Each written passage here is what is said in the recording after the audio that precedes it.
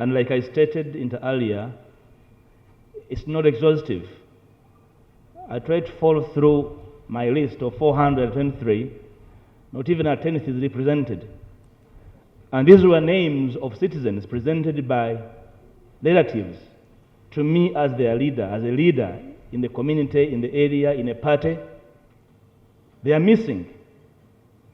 In fact, I've even the benefit of giving a minister of the list of those, of laying in Parliament, a list of those presumed murdered,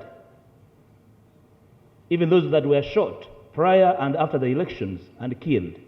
It's here. So the 423, not even a quarter is represented. We have received parents, wives, children of these missing persons complaining. Right, Honourable Speaker, I beg for indulgence. This probably would benefit the Minister in charge of Security and Internal Affairs to inform the country via this address and list the whereabouts of these persons. I beg to lay this list on table for the Minister's attention and for the attention of Parliament. Right, Honourable Speaker. Speaker, pertains the recent mysterious disappearances of National Unity Platform supporters in Busia, even Mbale and parts of those districts that are bordering Kenya. Some are suspected to have fled into exile, but because the unmarked vehicles, the drones, have been roaming this particular region, one of them, Abdallah Were, who was a flag bearer for mayoral seat in Busia, that one could have been arrested and taken to unknown places.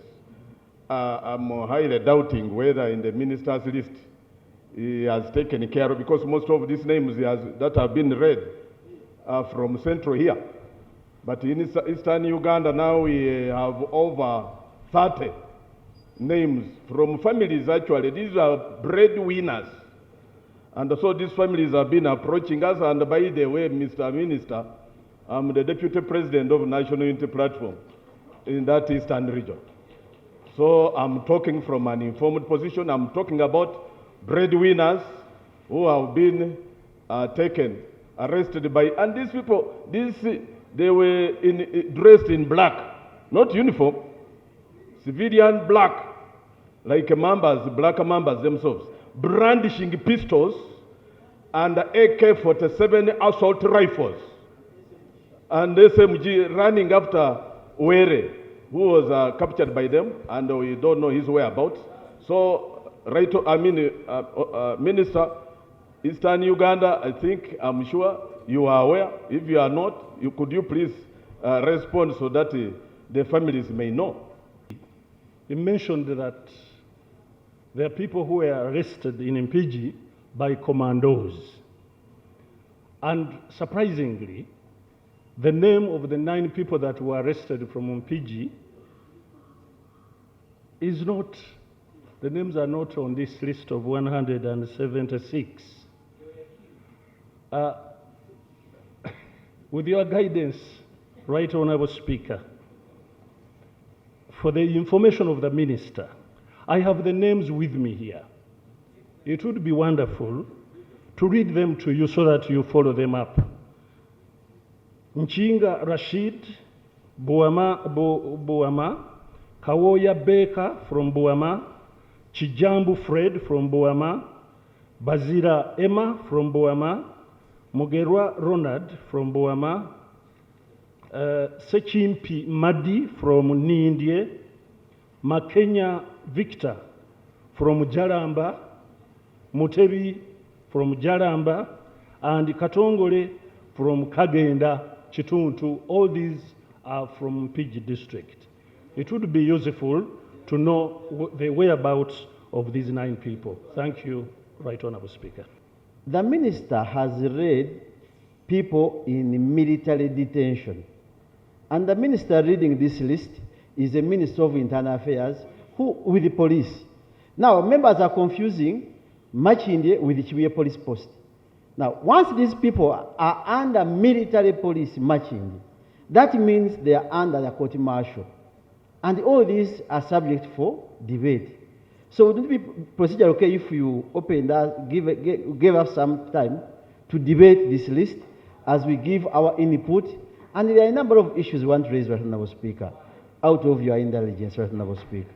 Because it is really disturbing to find the Minister of Internal Affairs reading people under court-martial. The way General Kale Kaihura was kept there for 72 days.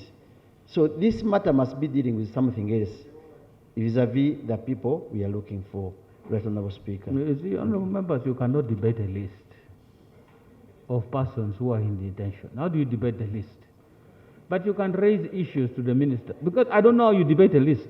Right Honourable Speaker. No, what I suggest which makes sense to me, and I'm sure if it makes sense to me, it would make sense to you as well. We cannot start debating, Senyonjo Adam versus who. No, it would not make sense.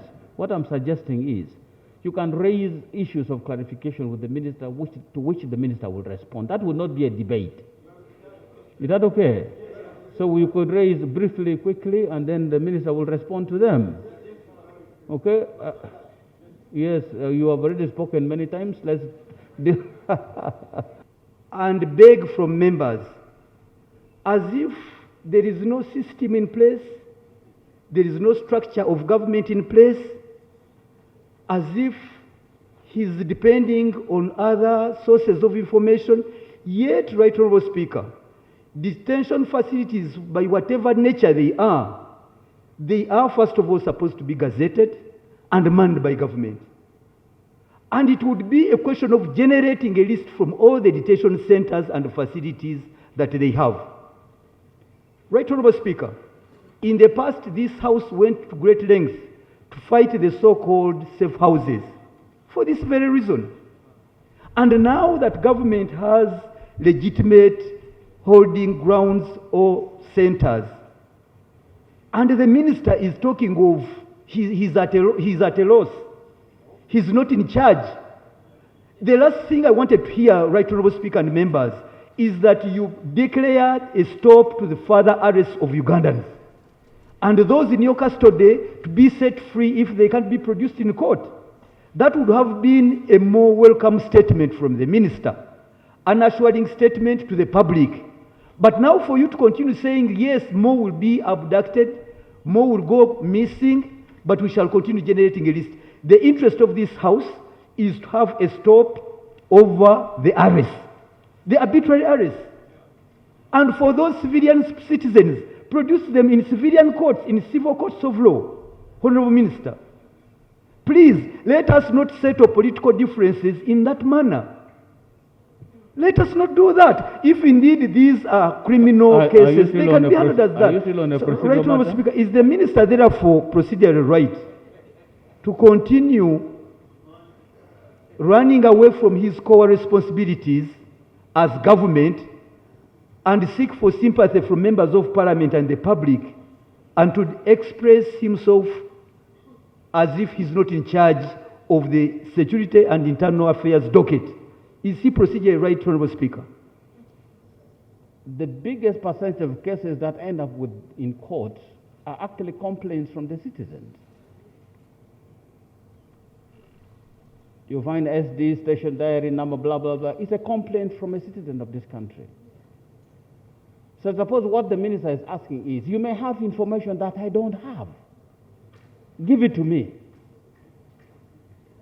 Give it to me. Like the honourable member has brought, the list that he has is only limited. He's saying, no, you may have, because it's the public to raise the complaint. It is the person whose person has gone missing to alert some authority that so-and-so disappeared on such and such a day. He has not come back. We don't know where he is. So that the name can be captured. Now, without that family complaining, even if you were whatever, how would you know?